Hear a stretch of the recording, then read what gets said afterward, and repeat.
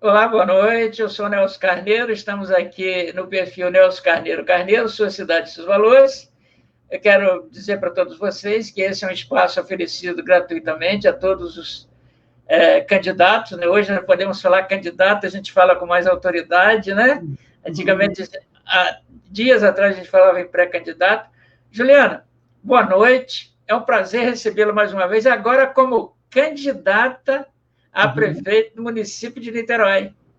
Chique, né, Nelson? Nossa, estou muito feliz, estou muito feliz. Sinto que esse projeto cada dia cresce mais. Mas primeiro te dar um beijo, te agradecer mais uma vez por estar aqui. Já estou me sentindo em casa, né? Mesmo que a gente não se conheça pessoalmente, mas nos encontramos aqui virtualmente nesse mundo contemporâneo virtual, está quase que presencial, não é mesmo? Então, já me sinto muito próxima a você, gosto muito do seu programa, me sinto muito à vontade e só tenho que te agradecer por mais uma vez estar aqui com você. Bom, esse é um espaço que nos propomos aí a oferecer a todos os candidatos, né? Que eu acho que é uma forma que eu sou extremamente político, só não sou partidário, eu acho que é muito bom o eleitor ir para a urna sabendo confiantemente em quem as propostas que ele defende para a cidade e aí escolhe aquele candidato que está alinhado no seu pensamento. Mas, Juliana, agora me fala só dessa sensação de que é passar no vestibular e agora buscar o canudo. Como é que foi isso? Já registrou a candidatura, passou na convenção, e agora o canudo? Como é que vem? Bem, o canudo é natural para mim, né? Tenho 3, né? Fiz graduação, mestrado, doutorado. Eu acho que eu estou no caminho certo. Você está acostumada, né? Estou acostumada a seguir esse caminho, mas assim, eu acho que é como a gente entra na faculdade mesmo, né? A gente fica cheio de esperança, cheio de energia, compra caderno novo. Então, assim, é uma sensação de que um futuro próspero pela frente. Eu acho que é assim que eu estou me sentindo mesmo. Você fez uma metáfora muito parecida com o meu sentimento hoje.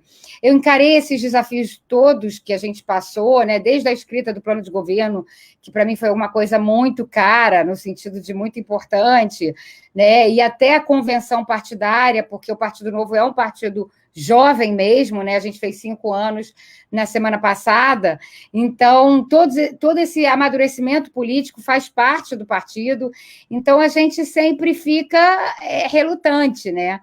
Mas, graças a Deus, foi um sucesso. A gente tem um trabalho muito próximo dos filiados, e o Novo, diferente dos outros partidos, tem filiados ali pagantes, que contribuem para o partido sobreviver, porque a gente não usa o fundo partidário que a gente teria direito, né? A gente devolve ele para a sociedade. No caso, o fundo eleitoral também a gente não está usando. Então, nesse sentido, foi meio que um caminho natural. O rio correu para o mar, mas sempre são momentos importantes. E eu adoro rituais, eu acho que os rituais são importantes para a vida, como você bem falou, o ritual da formatura. Quando eu era diretora de faculdade, os meus alunos falavam, vamos fazer uma formatura informal. Não, vamos fazer uma formatura formal, vamos comemorar isso, porque eu acho que esses rituais são muito simbólicos para a nossa memória. Né? Apesar de hoje funcionar muito com foto e digital que guarda os momentos, mas nada como um evento, uma experiência para realmente guardar as coisas dentro da gente. Então, para mim, foi muito importante. Sei. Bom, antes da gente entrar, já tem pergunta aqui para você, tá? Mas antes da gente entrar, eu gostaria de que você falasse também um pouco, porque eu costumo dizer assim, o candidato não pode errar na escolha do vice. Você já escolheu o seu vice? Com certeza, e tenho muito orgulho de falar do meu vice, né? Porque você começou falando, Nelson, sobre o eleitor, né? Como o eleitor deveria buscar mais informações. Mas eu tenho sentido como está sendo difícil ser eleitor hoje em dia. Porque, primeiro, a gente está tão sem esperança, né? E a gente exige deles que eles corram atrás de informações, mas as informações verdadeiras estão muito difíceis. Né? É muita manipulação de massa, é muita estratégia, é muito marketing. Então, o eleitor, às vezes, fica desesperançoso e afastado porque não quer mais ser enganado por todas essas artimanhas de manipulação em massa que a gente vê. Então, eu sinto que, nesse sentido, a gente precisa olhar as práticas, né, as práticas dos candidatos, como eles se colocam, como eles conversam com os eleitores, né, para assim eles saberem como escolher. Né? Mas agora me deu um branco. O que você perguntou mesmo? Não, eu perguntei sobre o seu vice. Seu vice, desculpa. A escolha do vice. Então, aí eu ia contextualizar exatamente sobre isso. Nesse panorama hoje de Niterói, o que a gente percebe é muita aliança. Alianças inusitadas, alianças que não têm muito respaldo filosófico, né? E aí eu tenho muito orgulho de ter um vice hoje que passou por um processo seletivo, de ser uma chapa puro sangue, no sentido que os dois são do Partido Novo, os dois escreveram esse plano de governo juntos, os dois estudaram Niterói juntos, e a gente sabe que uma gestão eficiente ela precisa de lideranças muito afinadas. Então, esse negócio da gente vender uma secretaria para uma composição partidária, esse negócio da gente fazer uma aliança para depois uma área da prefeitura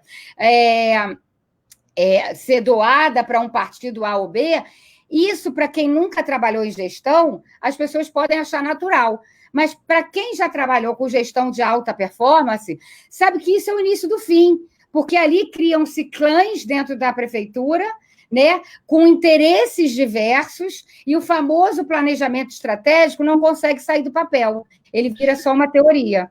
Então, o meu vice é o Willy Silva, um engenheiro químico, também formado em Direito, e um companheirão que passou no processo seletivo do Novo para vice-prefeito, e estamos juntos aí nessa caminhada. Bom, nós estamos fazendo aqui um toquezinho para como se diz no interior, para desopilar o fígado, para a gente entrar na coisa. Mas quando você falou de aliança, eu fico pensando, tem um bocado de aliança aí que é colocado em dedo errado, né? Nossa, sim. Cabe força, não é isso? Bom, e você sabe que eu sou ridicularizada porque a gente não faz aliança, né? Porque o Partido Novo ele só faria aliança com outro partido que tivesse os mesmos princípios e valores, como, por exemplo, não usar dinheiro público para fazer campanha. Então, como isso não acontece, nós somos os únicos, nós não fazemos. Então, assim, eu já estou totalmente conectada com a cidade, com as pessoas, enquanto os outros estão aí fazendo alianças. Tá certo. Bom, Juliana, nós não combinamos pauta e hoje nós vamos focar aqui você mais próxima dos internautas, né? Que pode ser eleitor de Niterói, pode não ser, mas o espírito é o mesmo. O Bruno Rodrigues Ribeiro ele faz a seguinte pergunta. Boa noite, Nelson Carneiro. E Juliana, deixa eu trazer aqui para a tela. Juliana, boa noite para todos. Gostaria de saber da candidata se tem proposta para resolver o problema dos animais abandonados em Niterói. Nossa, Bruno, obrigada por você estar aqui. Eu queria muito te conhecer pessoalmente. Você é um cidadão ativo, participante e sempre com perguntas inteligentes e pertinentes. Então, muito obrigada por mais essa pergunta dessa vez. Realmente, a questão da proteção animal ela é muito importante em nossa cidade.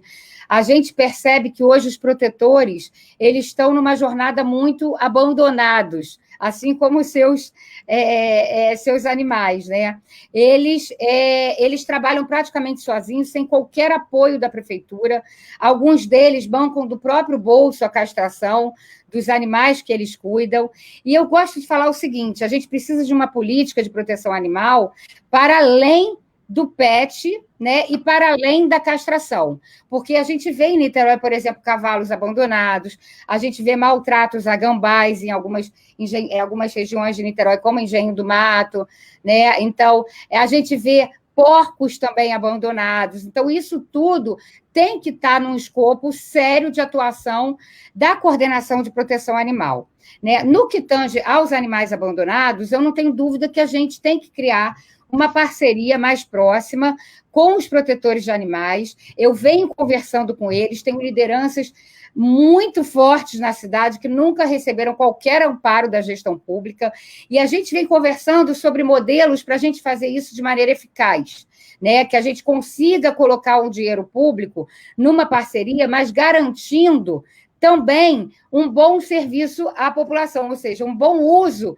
do dinheiro público, né? O castramóvel, logicamente, é importante, mas a gente precisa aumentar muito o volume da castração, né? A gente precisa, inclusive, hoje a castração acontece no município uma vez de 2 meses. A gente precisa ampliar para 15 em 15 dias para realmente sanar o problema do volume de animais na cidade, consequentemente, eles ficam abandonados.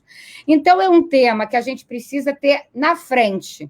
Uma pessoa que coordene toda a proteção animal do município, ela precisa, primeiro, ter experiência em proteção, ela precisa ser técnica, conhecer do assunto, e, terceiro, ela não precisa ser partidária, né? Ela não precisa ganhar capital político com isso, ela tem que ser para além, porque o que a gente vê que essa é uma área que é muito usada para capital político, né?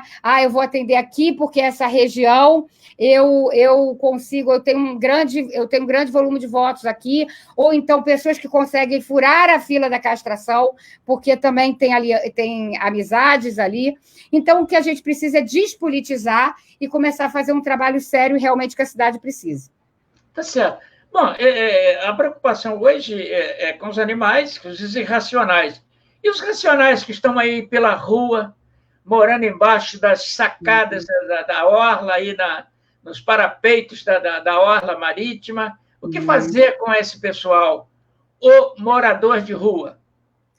Sim, Nelson, você sabe que um pilar da minha vida, né, e uma pilar da minha atuação como agente político, muito antes de me tornar realmente uma candidata, sempre foi a dignidade humana, né? Eu acho que a dignidade humana é o pilar, inclusive, para a liberdade. Eu estou num partido liberal, mas sem a dignidade humana garantida para todos os cidadãos, a gente não consegue pensar em liberdade, né? Hoje a gente tem uma cidade partida, eu não tenho dúvida. Logicamente que antes de entrar nessa jornada, eu já sabia dos problemas de Niterói. Mas hoje, quando eu caminho pela cidade, para além daquele morador de rua que vem, às vezes, para um bairro rico, habitar aquele bairro rico, a gente tem muitas mazelas nessa cidade partida que a gente vive hoje, né? Então, realmente, a gente precisa integrar mais essa cidade e garantir um nível mínimo de dignidade humana. Dentro dessa atuação, eu não tenho dúvida que o morador de rua na verdade, uma consequência de toda essa cidade que a gente está produzindo, né, que a gente gerencia hoje. Eu costumo dizer que o morador de rua ele é como um suicida. Você não pode botar uma guarda municipal para abordar esse morador, né? Precisa de alguém capacitado para abordar essa pessoa que, não tenho dúvida, ele sofre de alguma doença mental, né? Ele sofre de carências de suporte mental, psiquiátrico, para que ele consiga reconstruir sua vida.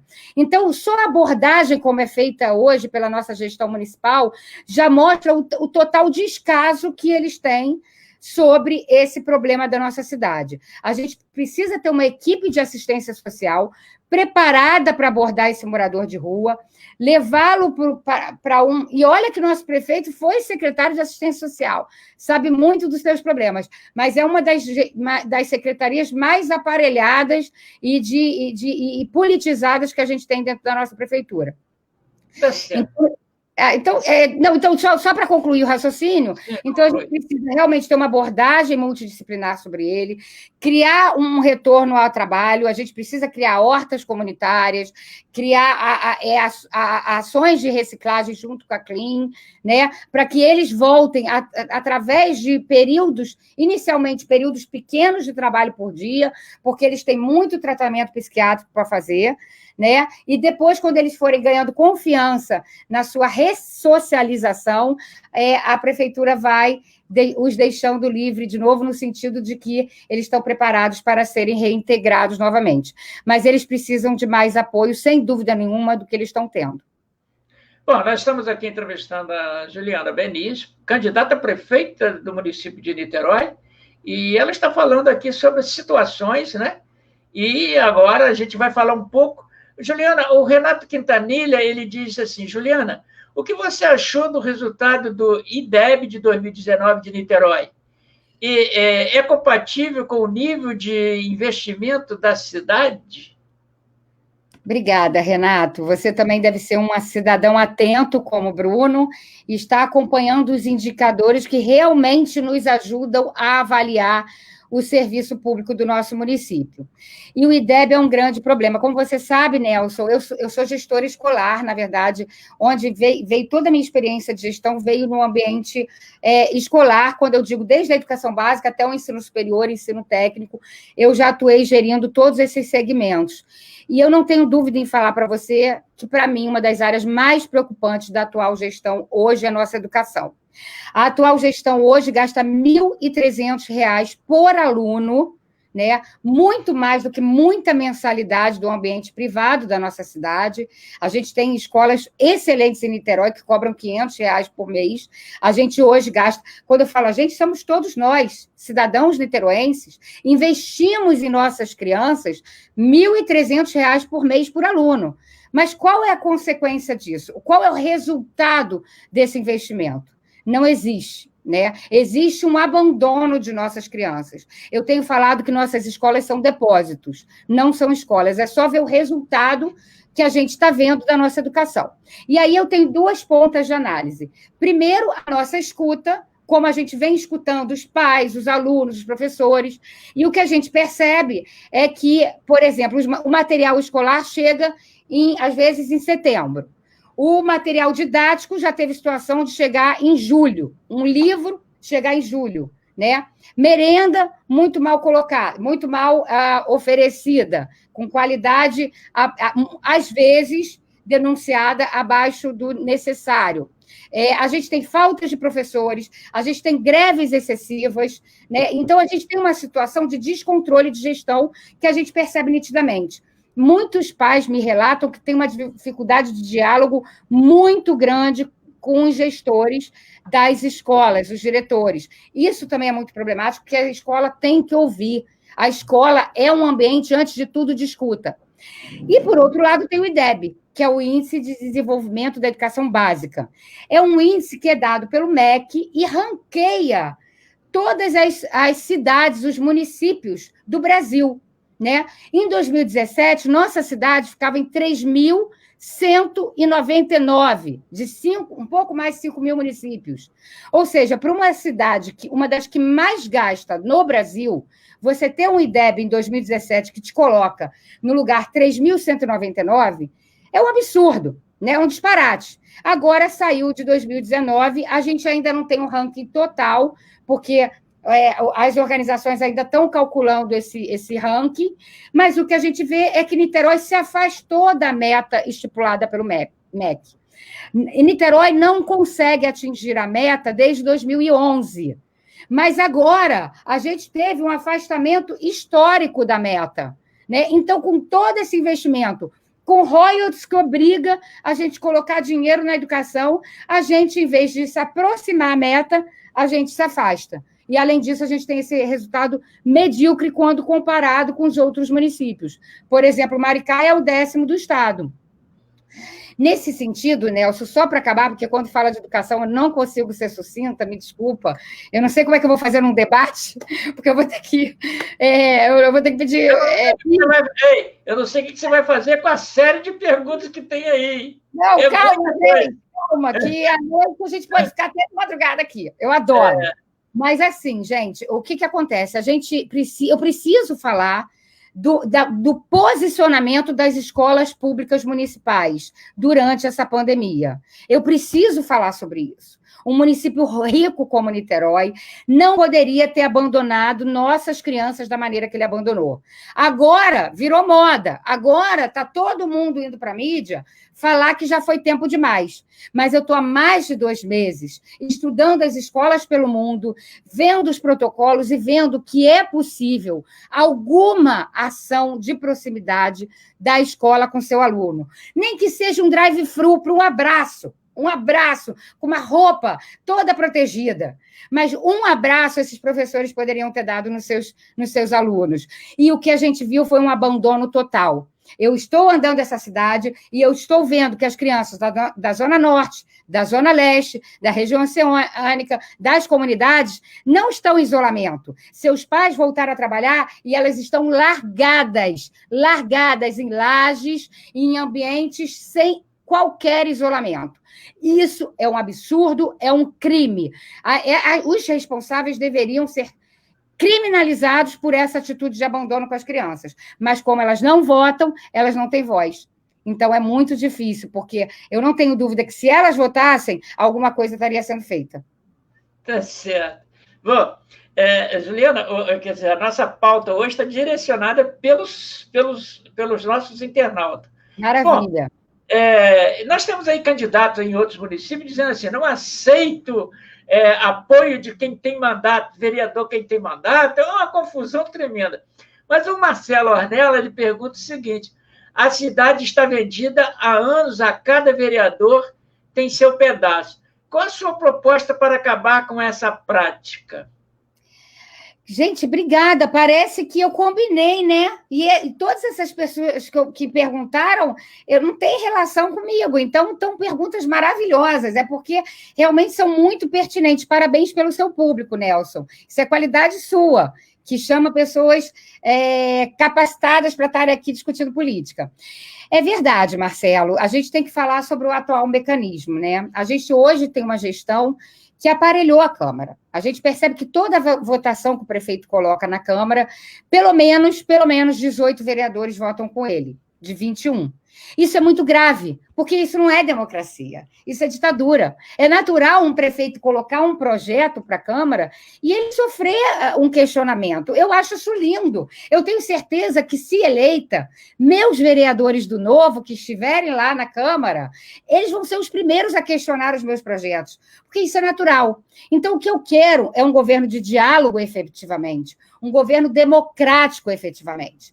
Então, como é que acontece todo esse aparelhamento? Esse aparelhamento acontece com trocas de cargos comissionados, que a nossa prefeitura, todos sabem, que bomba em cargos comissionados, né?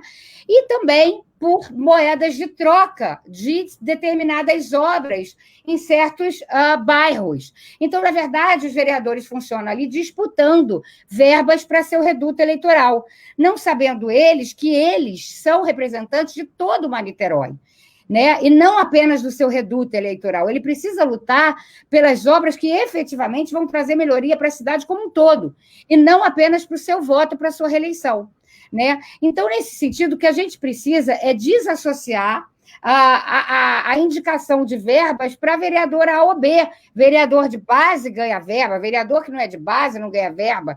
Isso está todo mundo cansado de saber. Vereador que vai lá inaugurar um asfalto que é colocado, aquele dinheiro é da prefeitura, do executivo, tem nada a ver com aquele vereador lá, né? Logicamente que ele pode ser uma escuta e levar os problemas, mas todos os vereadores poderiam estar lá inaugurando aquela obra, né? Porque não é o capital político de um ou outro.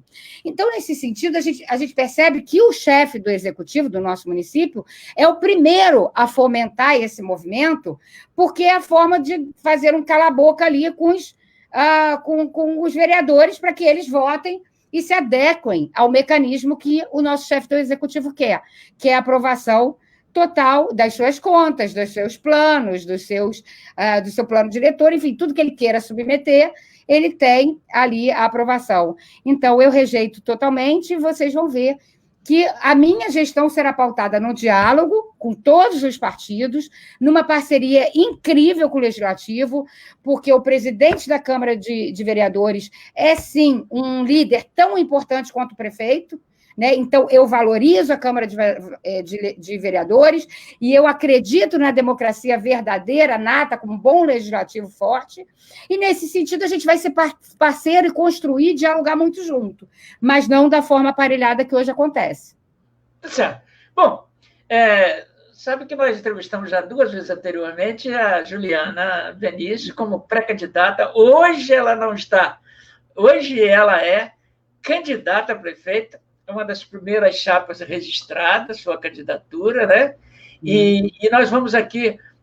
Juliana, vem outra pergunta aqui. Vamos ver a pergunta aqui da Amanda?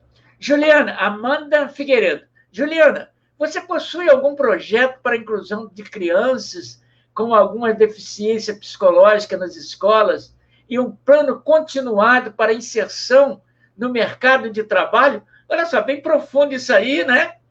E Linda, Amanda. É com você, Juliana.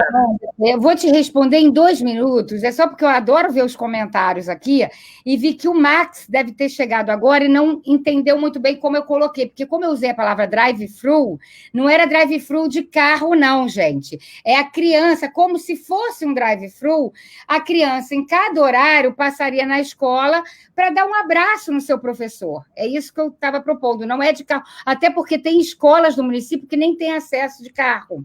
Tá? Então, o que eu falei drive-thru foi para fazer uma comparação para as pessoas entenderem que não é todas as crianças chegarem juntas no mesmo momento, seriam horários agendados para ter um afeto, uma conexão. E não foi uma política de governo, eu dei um exemplo de como a escola poderia estar atuando no momento da pandemia. É uma questão de posicionamento e não uma questão de política de governo, tá bom? Então, indo para a Amanda. Então, Amanda, antes de entrar na sua questão, é te falar que essa pauta está no meu plano de governo diferenciada para mostrar a importância que eu dou. Eu fui gestora de uma das escolas do estado do Rio mais inclusiva do Estado, que se chama Colégio Monsenhor de Antônio Gens, em Rio Bonito. Né? E a gente começou no âmbito privado, a gente foi uma das primeiras escolas do Estado que teve um monitor por sala. E a gente não tinha esse negócio que, naquela época, há uns 8 anos atrás, os pais tinham que entrar na justiça para conseguir a vaga.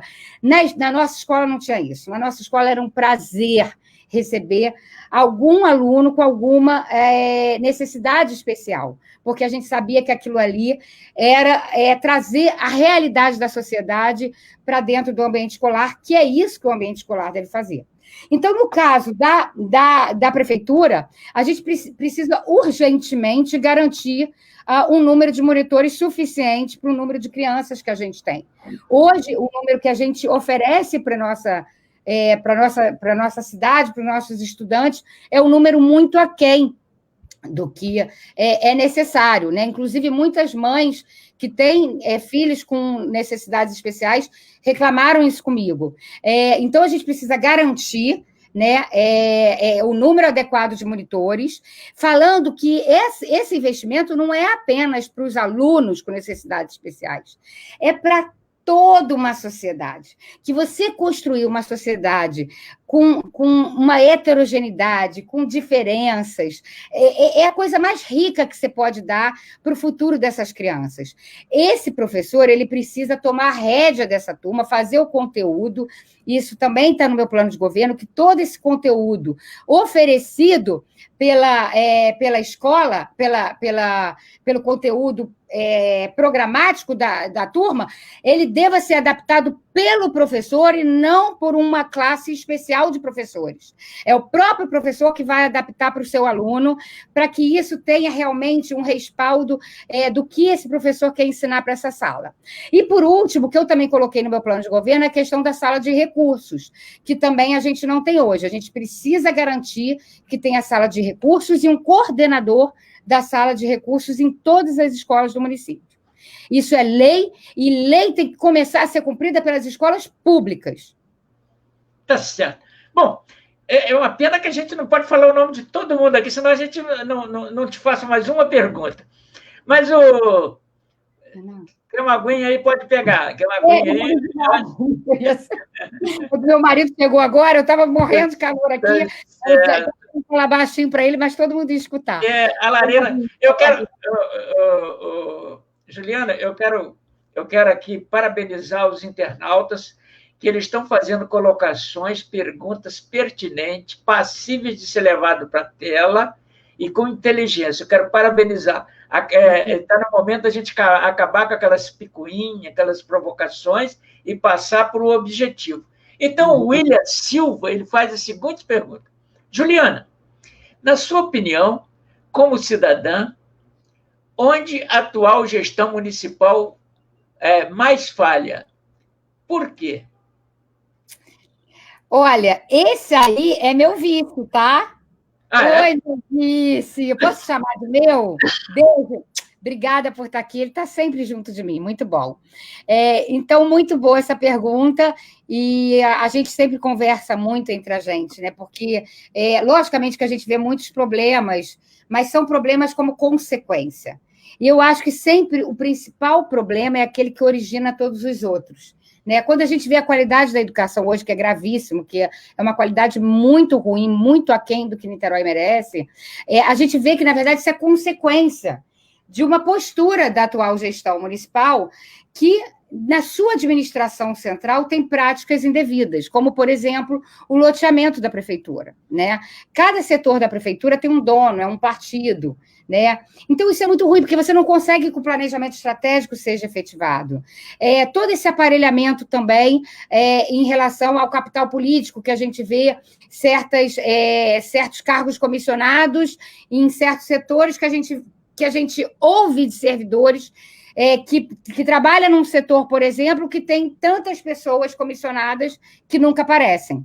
Então, esse funcionário fantasma comissionado, ele gera naquele setor também um conflito que não consegue ser enganado para o usuário desse serviço. Né? Então, se você está, por exemplo, no médico de família, e no médico de família ali tem comissionados que não vão, que são funcionários fantasmas. Logicamente que naquela equipe isso traz um conflito, isso traz uma insatisfação. Então, são pessoas trabalhando insatisfeitas, que já não prestam um serviço de excelência.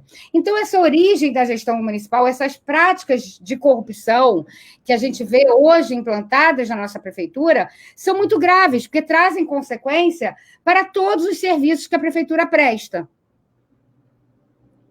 Sei. É tudo isso. Bom, nós estamos falando aqui com a Juliana Benício, nós estamos falando aqui dos seus projetos, né? Dos seus projetos, é candidata a prefeito do município de Niterói. E o Luiz Cláudio Costa Guimarães, ele faz a seguinte pergunta: qual a sua proposta para a área de defesa civil? Maravilha, né? É um dos pilares do Partido Novo, né? O Partido Novo fala que a gente, enquanto Brasil, a gente precisa solucionar prioritariamente saúde, educação e segurança.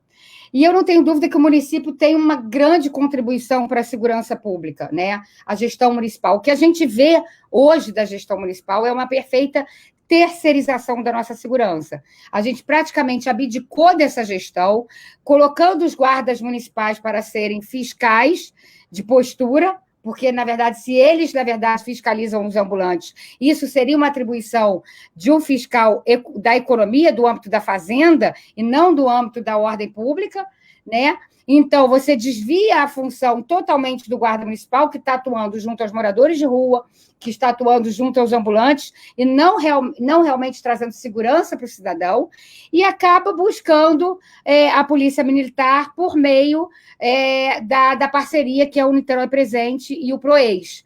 Olha, eu sou a favor do Niterói Presente no PROEIS, eu acho que ninguém pode ser negligente em falar que esse programa não trouxe avanço, né, para a segurança do município, mas ele precisa ser usado com parcimônia. Né? A gente precisa valorizar a Guarda Municipal, a gente precisa buscar, de novo, a conexão da nossa Guarda Municipais, que tem um quadro excelente, eu converso com eles, eu estou sempre perto deles, tem quadros ali excepcionais, dispostos a buscar, reconquistar a confiança do cidadão niteroense, mas que muitas vezes são subvalorizados pela atual gestão.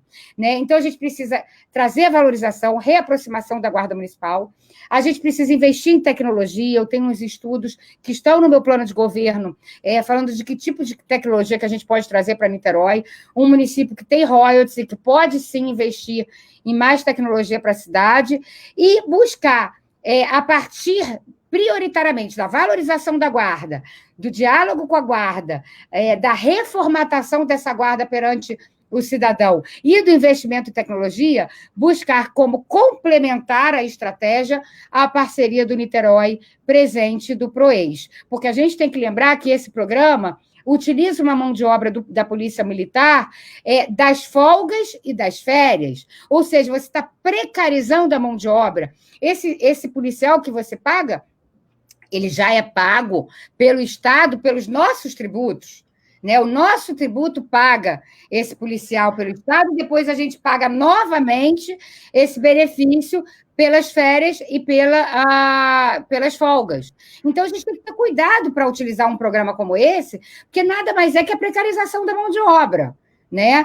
Acabar consolidando uma estratégia de segurança pública tão importante para a nossa cidade, pautada em férias e folga.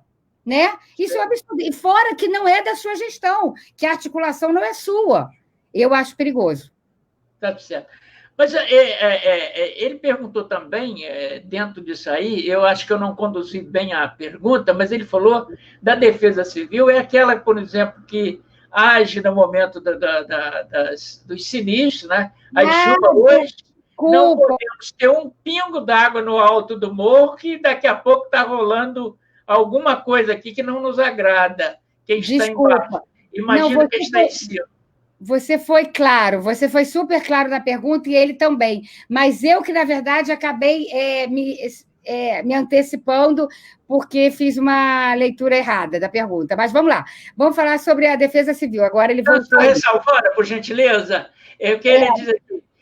Eu perguntei sobre defesa civil e não segurança. Então, você agora vai falar sobre a defesa civil, né? Olha, exatamente, perfeito. Obrigada, desculpa. Eu engatei a primeira, a segunda e a terceira e acabei negligenciando. Não, está tudo certo. Vamos lá. Vamos falar sobre defesa civil. Olha, essa semana, inclusive, eu vou relatar um fato que aconteceu essa semana. Fui no Caramujo, na casa do Léo, né? O Léo já vinha reclamando, teve um desabamento no fundo da casa dele. A casa dele fica numa encosta, não é uma comunidade, é um lugar que ele paga IPTU, totalmente regularizado, só que atrás da casa dele tem uma encosta e 1,5 metro, mais ou menos, de distância para essa encosta. Em 2011, teve um pequeno desabamento ali, que depois daquele desabamento, ele nunca mais viveu em paz. E desde então, ele aciona a Defesa Civil e todas as instâncias da gestão municipal para tentar fazer alguma coisa. E ele vive, desde então, na insegurança. Isso acontece em muitos lugares. Outro dia eu também fui em Boa Vista. O Léo da Boa Vista, engraçado, que é Léo também. São duas pessoas diferentes. O Léo do Boa Vista já, inclusive, fez um vídeo que viralizou na internet, mostrando como o território ali no Morro do Boa Vista estava muito preocupante para desabamento, e queriam puxar muitas casas, caso aquilo acontecesse. Inclusive, tem uma casa que eu fiz um vídeo ali, que ela estava totalmente com o solo comido embaixo, né? Que com o tempo aquilo foi erodindo, e a casa com perigo de cair, né, de desabar. Nesse sentido, né, a gente percebe que a prefeitura, na verdade, negligencia casos importantes da cidade. Logicamente que o fato do Morro do Bumba não tem a ver com a atual gestão, mas é algo que marcou muito o niteroense, é algo que a gente deixou uma cicatriz muito importante, e até hoje a gente chora aqueles mortos. Né? A gente, na verdade, reza por aquelas famílias que estavam naquela tragédia. Então, diante desse fato que marcou a nossa história, a gente precisava ter um pouco mais de comprometimento com essas ações. O caso do Léo do Caramujo, o que aconteceu? A Defesa Civil acionou depois de anos de negligência. O que eu acho que deva ter na Defesa Civil é uma fila transparente, de prioridade, que o cidadão saiba quando que um devido problema vai estar na fila para ser consertado, vamos dizer assim. Então, esse diálogo tem que ser feito muito próximo com o cidadão e sendo mostrado assim, olha, essa obra está primeiro que a sua, porque a gente considera mais urgência ali ou menos urgência ali. Então, toda essa gestão das áreas em perigo da cidade precisam ser mais transparentes e divididas com o cidadão. Só para concluir o caso do Léo do Caramujo, há 3 meses atrás, a prefeitura decidiu começar aquela obra de contenção. A obra começou e começaram a perfurar o solo. Né? Só que aí, em um determinado momento, os trabalhadores daquela obra chegaram para o Léo e falaram assim, olha, eu vou ter que parar a obra porque a gente parou de receber. e a gente vai embora. E aí eles botaram um saco preto na encosta e simplesmente foram embora. 2 dias depois, começou a jorrar água daquela encosta sem estar chovendo. Ou seja, essa empresa que foi lá fazer a contenção furou algum cano das águas de Niterói e, resumindo, até quando a prefeitura chegou e foi amparar esse cidadão, ele fez bobagem. Houve um desabamento enorme, 5 casas foram tomadas com muros quebrados, terra até a cozinha. Eu mostrei nas minhas redes sociais e, enfim, graças a Deus não teve nenhum óbito, mas, assim, foram questões de segundos para aquelas pessoas daquelas casas não morrerem. Então, assim, eu acho que a gente precisa ter um pouco mais de seriedade, de comprometimento com essas áreas de risco. Tá certo. Bom, para quem está chegando agora, nós estamos entrevistando a Juliana Benício, candidata a prefeita do município de Niterói, né? E ela está falando aqui, está respondendo aqui a cada pergunta. Infelizmente, talvez não dê para responder todos aqui de plano, mas nós temos aqui o Bruno Rodrigues. Tem pessoas preocupadas aí com a periferia, né, com a parte não central da cidade, e o Bruno Rodrigues ele pergunta o seguinte, Juliana, tem alguma proposta para a construção de terminal de ônibus do Largo da Batalha? E aí também, aproveitando, dentro disso aí, o Marcelo Anella pergunta sobre sua proposta de mobilidade urbana. Então, eu acho que está mais ou menos... Vou costurar. Pergunta costurada, não é isso? Vou costurar. Primeiro para o Bruno. Bruno, a gente tem, sim, dentro do plano de governo, propostas de terminais de conexão, né, que vão impedir que tantos ônibus da mesma empresa passem em vias de alto fluxo. Agora, eu não decidi ainda se será no Largo da Batalha, nem aonde será. Né? Isso será um estudo mais profundo, mais técnico, no âmbito realmente da gestão municipal. Mas a gente já definiu como estratégia, e aí isso já passa até para a pergunta que eu não lembro do outro, que foi Marcelo, né? Marcelo.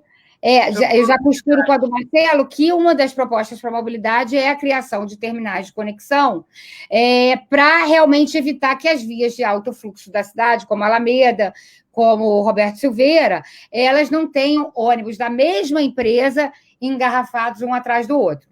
Né? E, logicamente, que a gente estaria falando de terminais ultra confortáveis, protegidos, né? Que realmente deem um suporte para o cidadão fazer uma conexão em segurança e com rapidez. Então, eu diria que seriam terminais inteligentes. Outras propostas para a mobilidade, eu quero, antes de falar sobre isso, eu quero dizer que a gente até colocou no plano de governo que a gente quer entender muito essa cidade pós-pandemia, né? Porque eu não tenho dúvida que a pandemia vai deixar marcas, né? A pandemia vai mudar um pouco o fluxo de convivência das pessoas. Então, tudo que a gente estudou de mobilidade, a gente apresentou no plano, estava muito relacionado a um padrão, a um comportamento que o niteroense tinha. E a gente precisa reestudar isso, reestudar esses fluxos para ver se eles vão se manter. Mas, considerando o fluxo antigo, antes da pandemia, a gente definiu a questão dos terminais, né? A gente também fala da bilhetagem eletrônica, que é importantíssima, porque a bilhetagem eletrônica vai impedir muito que os ônibus fiquem parados tanto tempo em áreas de muito engarrafamento, e isso tem um potencial de propagação do tempo de engarrafamento maior do que a gente imagina. Também a gente definiu que as vias acessórias a essas vias principais, elas precisam ser desobstruídas, né? Não podemos apenas olhar para as vias de principal fluxo, mas todas essas que desembocam nas principais. E aí, quando eu falo em desobstruir, é diminuir o número de estacionamento. A gente não pode ter vias importantes que desembocam, por exemplo, numa Roberto Silveira, que tenha estacionamento dos dois lados. Isso é impossível, porque um carro vai estacionar ali, já engarrafa Icaraí inteira, né? Então, isso é uma coisa muito clara para a gente. Além disso, quando a gente estudou o fluxo de Niterói, a gente percebeu que no horário comercial, entre 8 e 5 da tarde, Niterói quase que dobra o número de carros por conta de pessoas que vêm de Maricá e de São Gonçalo, que precisam entrar na cidade para ir para o Rio de Janeiro. Então, a gente precisa encontrar uma via acessória bem no limite de São Gonçalo, que seja uma via expressa e que vá facilitar, vai melhorar a qualidade de vida do niteroense, diminuindo o fluxo de carros numa via como a Alameda, mas também vai melhorar a qualidade de vida do São Gonçalense e do cidadão de Maricá, porque eles não vão precisar fazer tanta volta para ir para o Rio de Janeiro, né?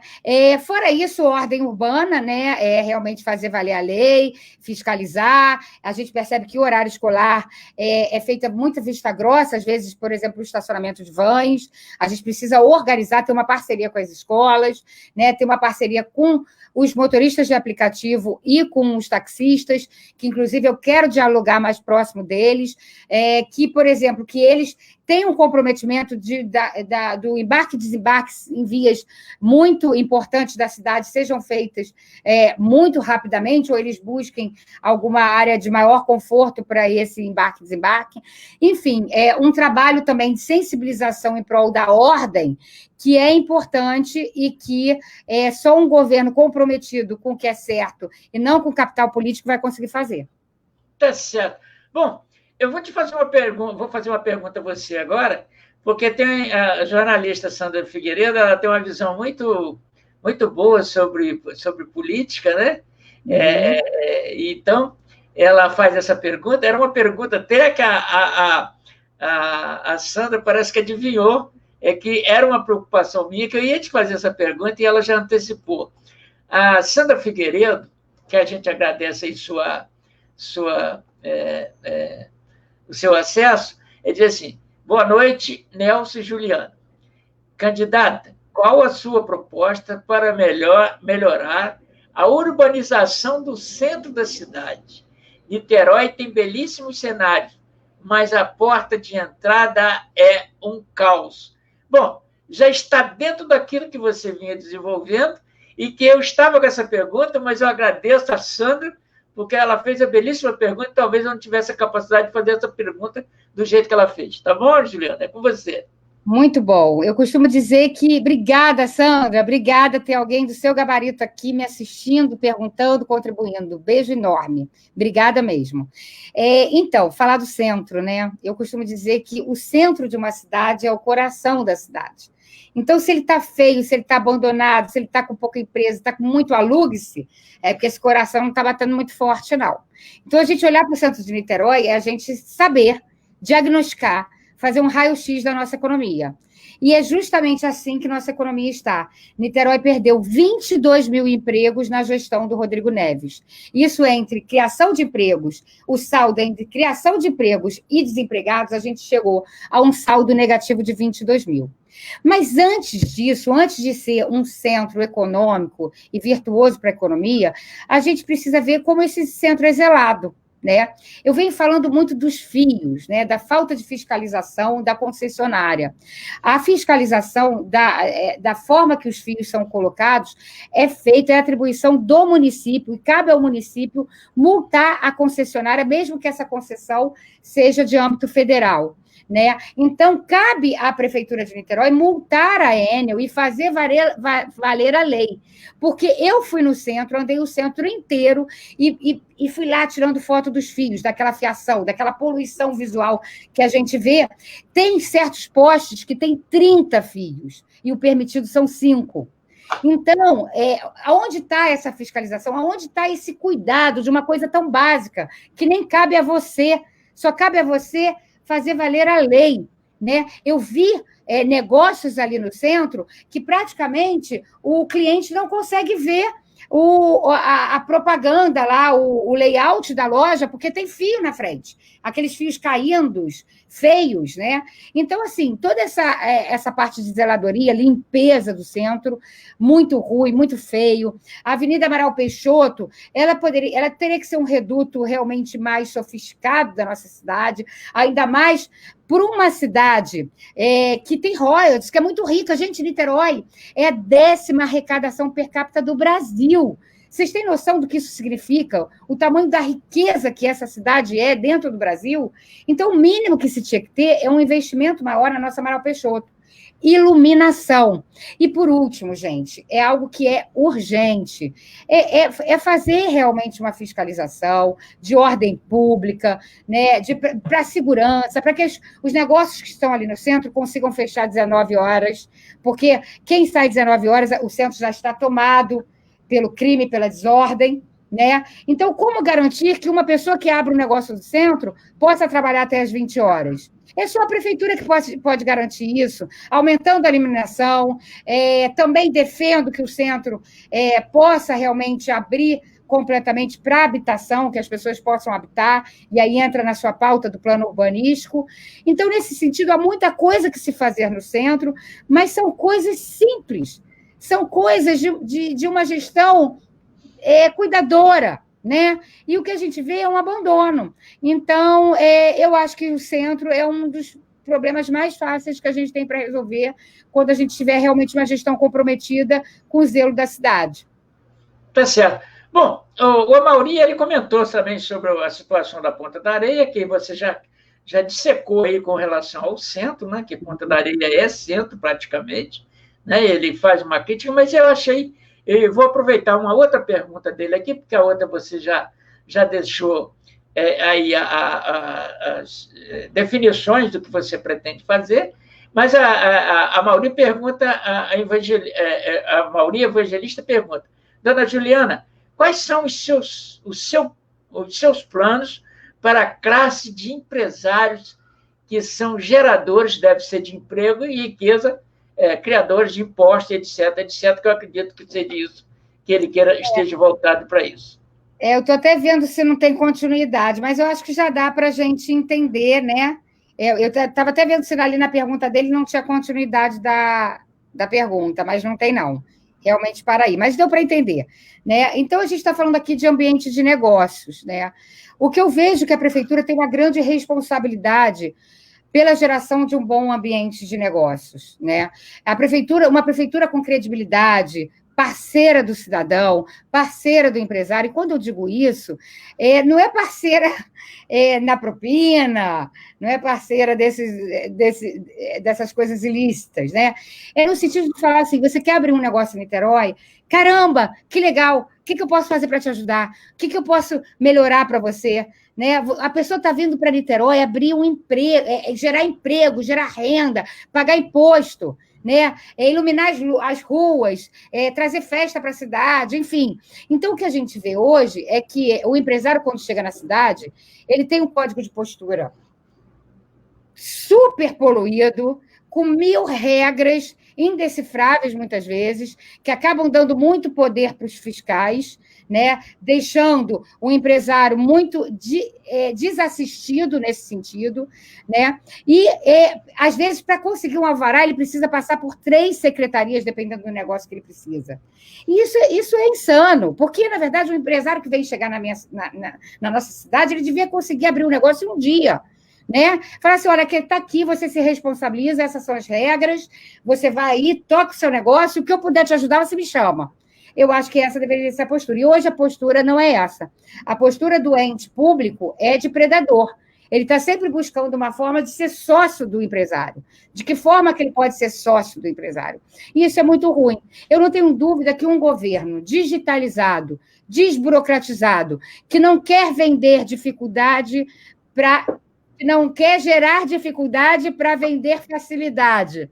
Eu tenho um problema incrível com ditados, mas é isso que eu queria dizer. Então, ele vai atrair mais negócios. Eu não acredito num governo que define o potencial da cidade, que defina o talento da cidade. Eu acho que quem define isso são os cidadãos. Ele precisa de um ambiente de negócios com mobilidade, com zeladoria, com seriedade, com integridade e desburocratizado. Se ele tiver esse ambiente de negócio, eu não tenho dúvidas que Niterói vai atrair muitos empresários. Tá certo.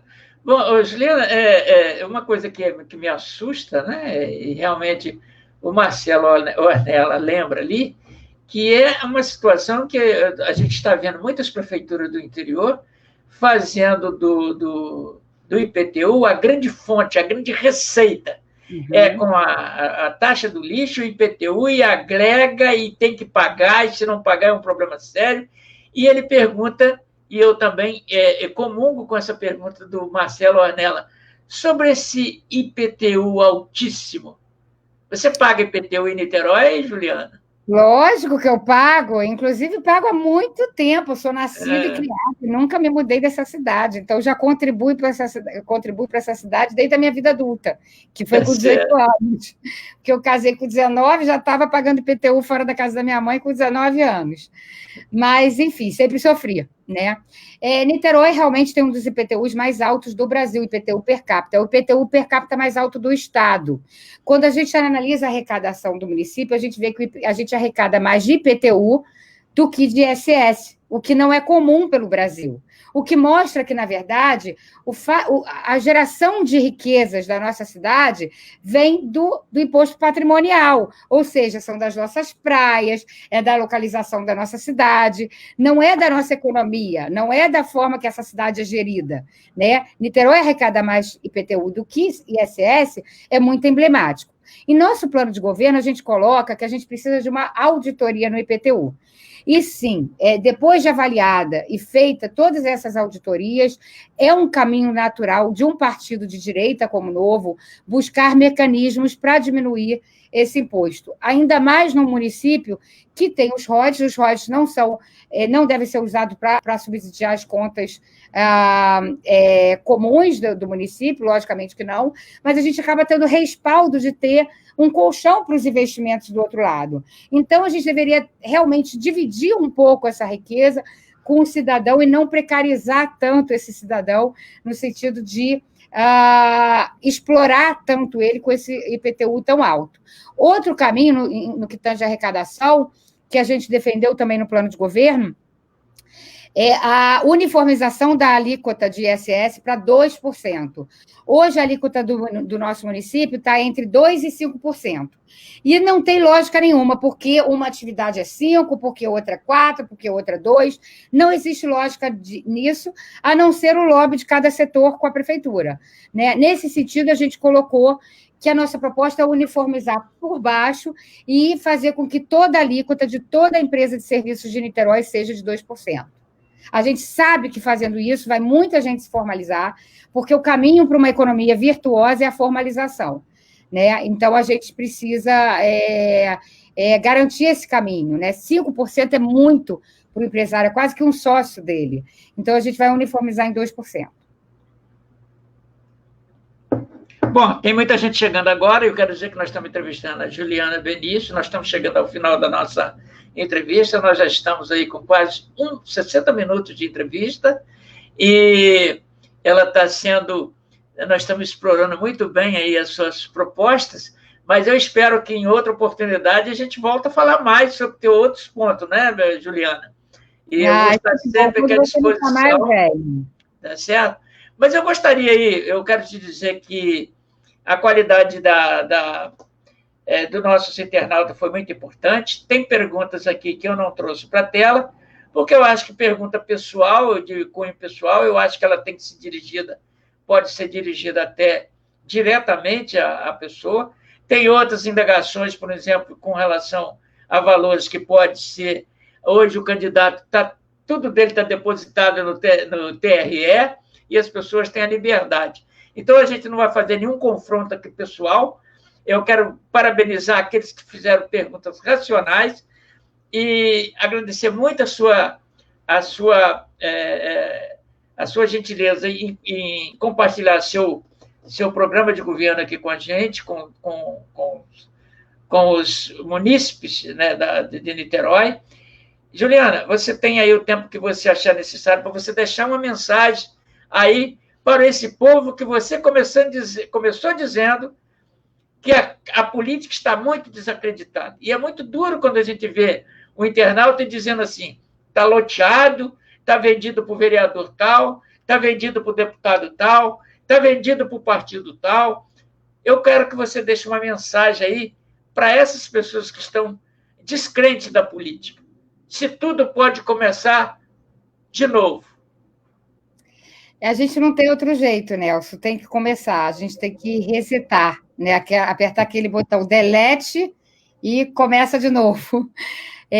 Logicamente que eu estou brincando, a gente tem uma cidade linda, com muitos talentos, mas realmente o mecanismo político do Brasil chegou num basta, o cidadão não se sente mais representado, né? E essa mudança vem vem indignando muitos brasileiros.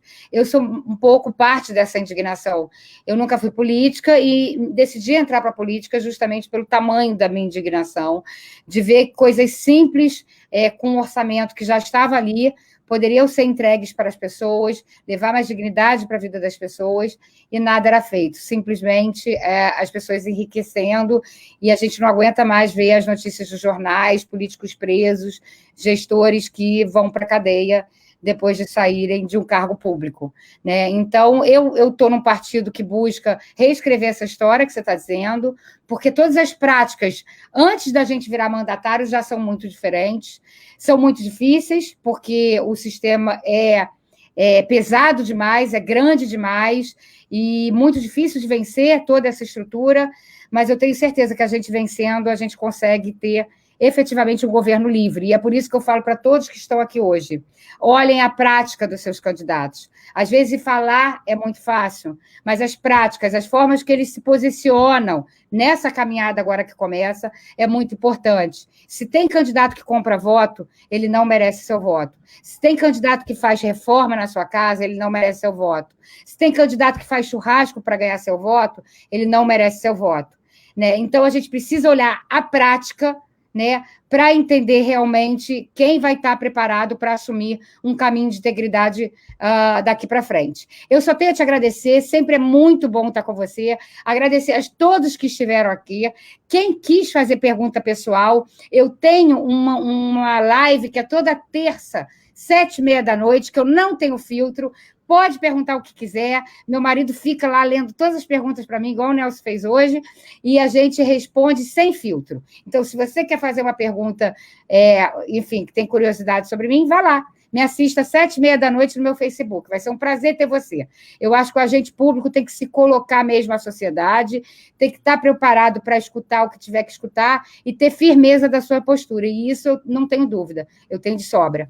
Tá bom, Nelson? Obrigada mais uma vez. Eu só quero que você, com a sua assessoria, depois dê uma olhada no rodapé dessa live, que vai ficar aí hospedada no Facebook, porque tem muitas perguntas e colocações que dá também para você responder. Juliana, eu só tenho a agradecer a confiança que você tem no nosso trabalho.